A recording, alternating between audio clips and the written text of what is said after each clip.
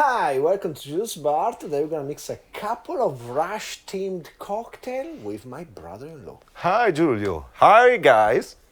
How are you?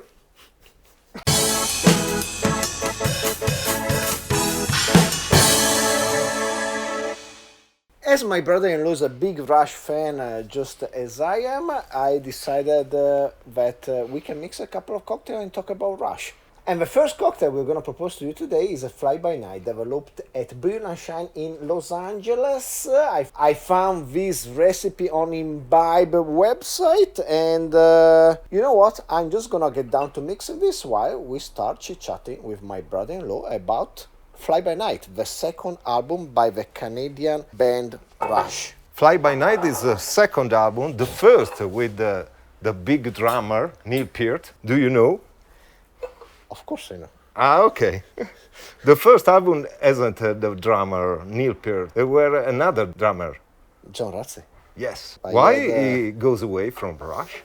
Do you remember? Yes, he quit because two reasons. First of all, I read Geddy Lee's biography, My Effing Life, and he explained that, well, one, he didn't want to travel that much because I think he was suffering from diabetes, and two, his taste in music were becoming quite different from the taste of the other two Rush members, Geddy and Alex. Anyway, let's start mixing. So this cocktail is gonna have one dash of Peugeot bitter and one dash of angostura, but I don't have Peugeot bitter, so I'm gonna trick it out.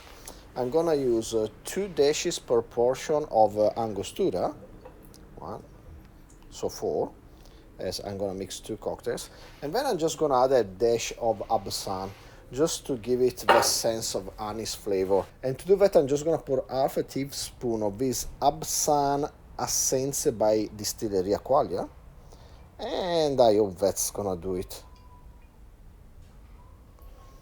Is it from Italy? Yes. Distilleria Quaglia, I featured them many times this summer. This is 72%, so not too skimpy. Then I'm gonna need half an ounce per person of ginger liqueur, always Distilleria Quaglia. By the way, I was listening to Fly By Night yesterday to prepare for this video, and I must say what's most impressive is their maturity in the composition. Yes. For the second album is... It's amazing how these guys were like 20-year-old, probably, something like that. Yes. And they sound like they are 50. I don't know. It was 1975. Yeah, and then we're gonna finish, by the way, with 1.5 ounces or 45 milliliters of scotch whiskey. And so I'm gonna do 45 per 2. And we are almost done with this Jura. Then let me get some ice. Fly by night, do, do, do, do, do.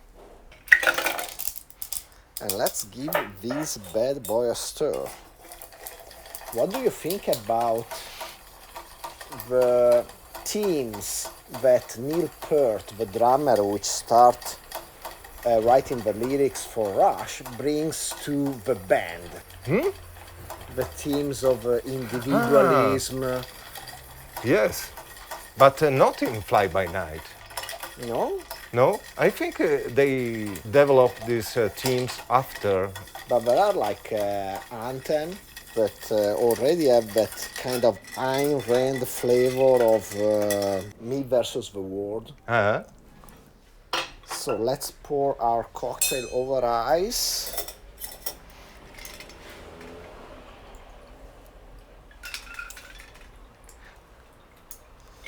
Do you remember when you started listening Rush?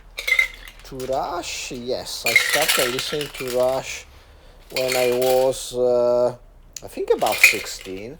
I was really into progressive metal, something like Dream Theater mainly, and a friend of my sister said, you should really listen to Rush, and he was right. Because it was not so common to listen to Rush, because it was an unknown band, a relatively unknown band. Pretty much. I remember my favorite metal magazine at the time, Italian Metal Magazine, they did once an issue on Rush, and it was their worst selling issue of all time. So that's why other time they stick on the cover bands like Nirvana and Guns N' Roses and stuff like that. Rush really didn't pull much in that until much later, in the 2000, when the nerd culture became cool. And with movies like I Love You Man, the one with Paul Rudd, and other things that made Rush popular among the masses. But until, I think until the mid-2000s, they were really not that popular. In fact, they were known as the most popular underground band of the world because they sold millions of records, but people were not in the know, most of the people. Let's finish this with some grapefruit peel. And talking about nerd culture, I really think that their early obsession with Ayn Rand and these themes of self-realization, it's really due to their feeling of them fighting against the world. Like, they were just these nerds from Toronto, and they really felt like, it was like a battle. I never read actually anything by Ayn Rand. I just know her by fame as a libertarian weirdo, but I guess they were attracted by this theme. Later on, I know that they rejected most of that Ayn Rand ideology, but they got marked with some stigma because of their early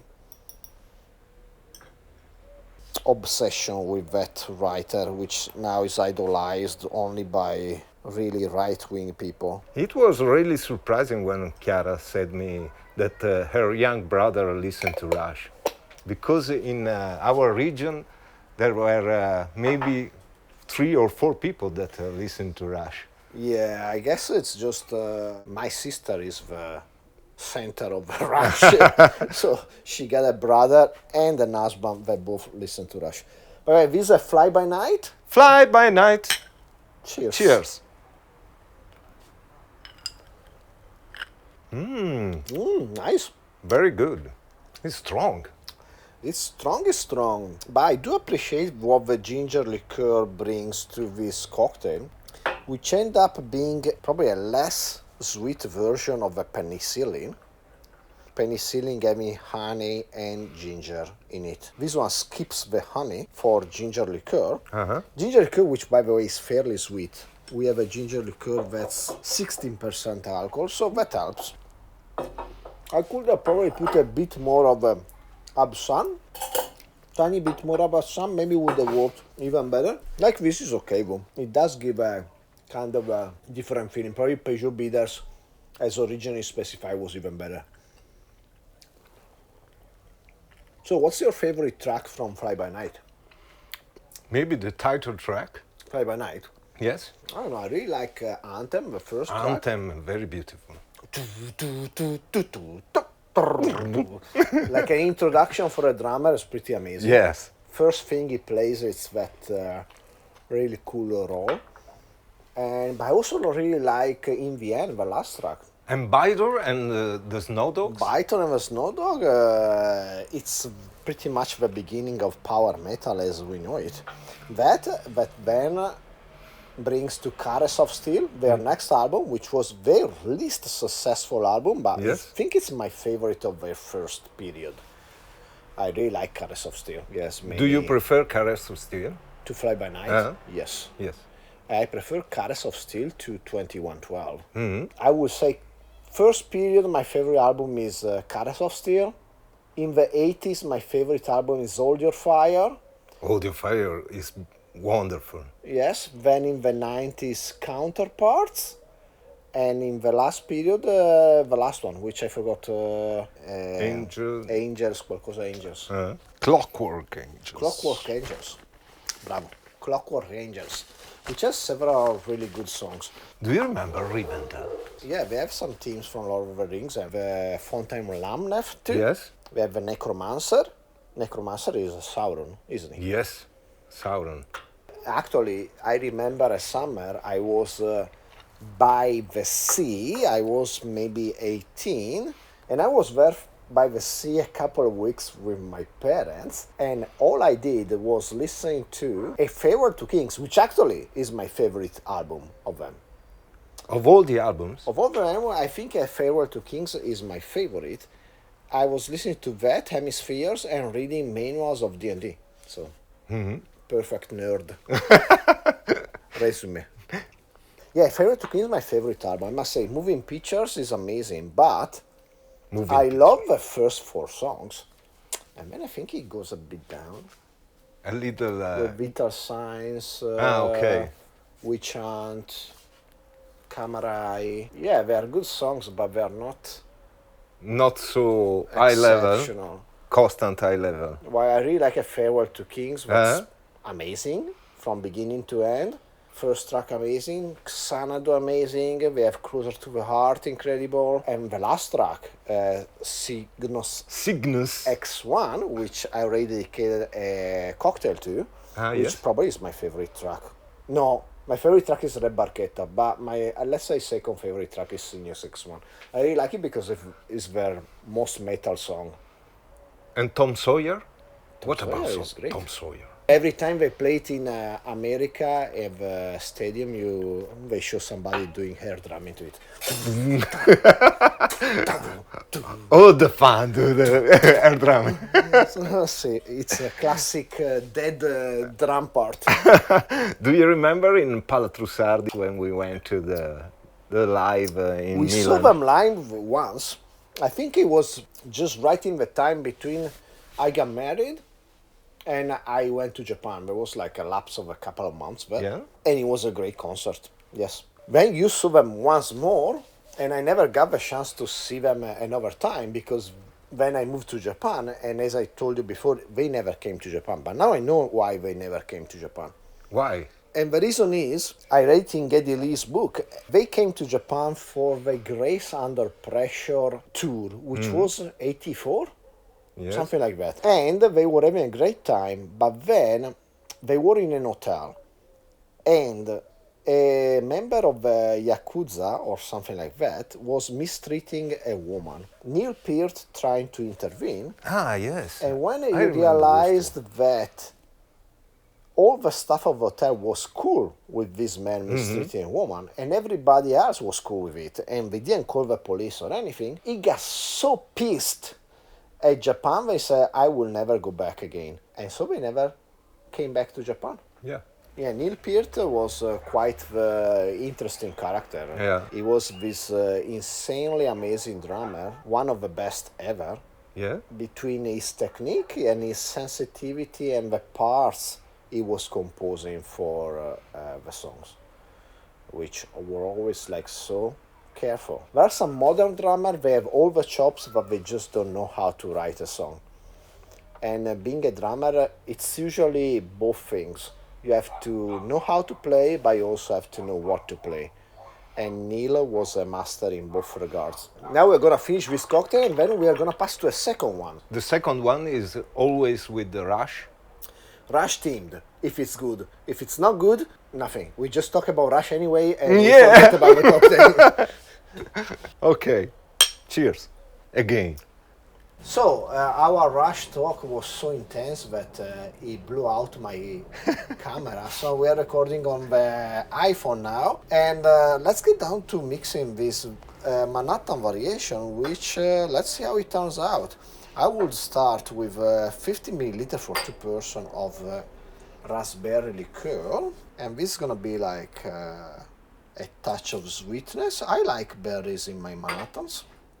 And then I'm gonna go with 15 milliliter also of amaro Sibilla. Amaro Sibilla is an amaro that tastes a lot like honey, so I think that should match well too. And then let's put 15 milliliter of Bèrto, which is red vermouth. It's quite good sweet vermouth. Where do you come from? Bèrto? Bèrto comes from Asti. Asti. Yeah, the province where they make all the vermouth. And now let me give it a slight taste to see where we're going.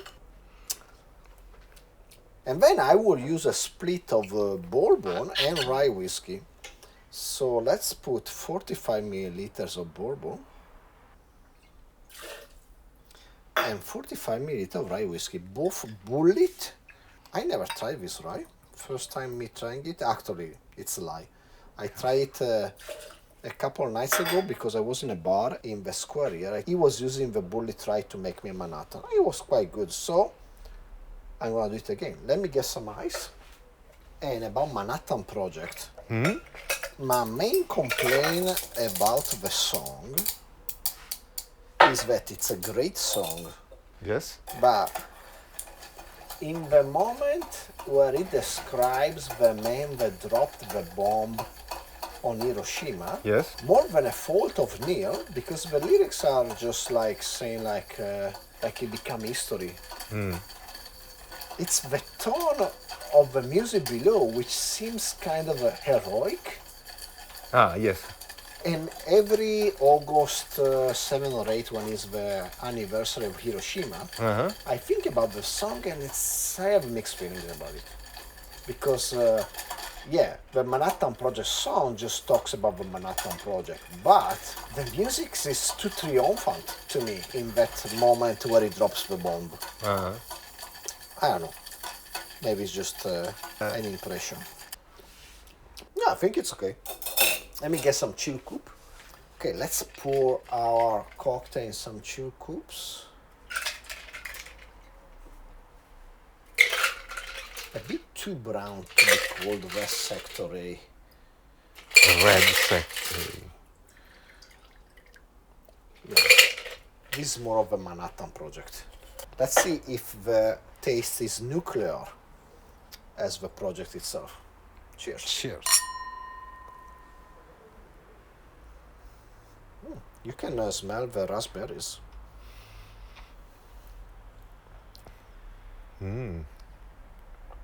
Good. They might seem a bit undecisive as it's a bit rye, a bit sweet, a bit bitter, but I think it's overall good. I really like the touch of raspberry that the raspberry liqueur brings. I always like a touch of sweetness in my Manhattan, like it would be cherry usually or something like that. But also amaro Sibilla helps because amaro Sibilla tastes a lot like honey. So it gives the extra touch of sweetness, but also bitterness. It's amaro after all. So wait, did you say which one is your favorite Rush album? I think I prefer the hard rock period. That was the first In the 70s? When they play very good hard rock like Led Zeppelin, but for me better than Led Zeppelin. But the album I think is a moving picture. It's the best. Yeah, I can see that. Yeah, I say Red Barchetta or Red Barchetta, as we say in the US. Barchetta, it's my favorite song. And actually, talking about songs that foresee the future, that song is exactly what's nowadays. I don't know if you know what the lyrics says, but they talk about him, the character of the song, going in the countryside and going on a red barchetta, a small red car, open, and going for a forbidden ride, because in that future imagined by the song, which is based on a short story which appeared in some science fiction magazine that Neil read, in that kind of future, small cars are banned because everybody is driving tank-like cars. And the insurances, they will not insure anymore the small cars because they will get destroyed by the tanks. And it's actually exactly what's happening nowadays. If you see like the rise of SUVs and the normal car, the normal sedan, or in the case a coupe or a cabriolet, that's dying completely. Nobody buys it anymore. Everybody wants a bigger car, a higher car, so that they are safer in case they collide with a smaller car. It's very good. It's good. The cocktail is good. Yeah, it's a good combination. I will experiment more with amaro Sibilla instead of bitters. Works really well because it brings bitterness and sweetness, and some other sweetening. You could probably switch this raspberry liqueur for a Chambord or cherry liqueur, Mm-hmm. something like that. It will work well too. Yeah. But was it nuclear as the project itself or not? It's nuclear. It's nuclear. Do you want to try it? So I hope you enjoyed the video. Please like, subscribe, comment down below, share with anybody like and don't like. Steal yourself one of these strong and Russian inspired cocktail, and hopefully I will see you next time. Cheers. Cheers.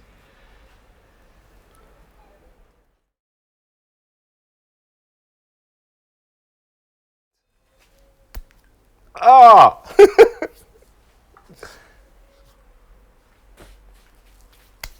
Mosquito. Mosquito.